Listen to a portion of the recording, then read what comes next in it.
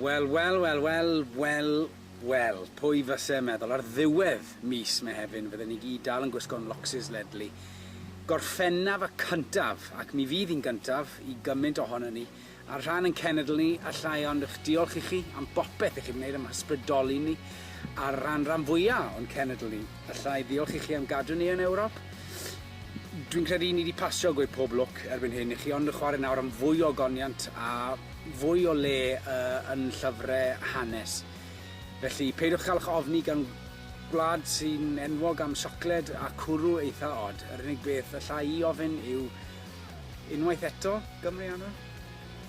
Beaten them before, why not again?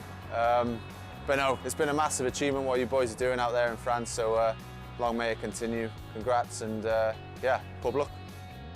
O wlad fach cofleidiaf hi angoraf long fy nghariad wrth ni. Boed I foroedd byd ferwi, nefoedd o'i mewn fydd I mi. Gore chwarae, cyd chwarae, i'r gad boes, ffwrra hi.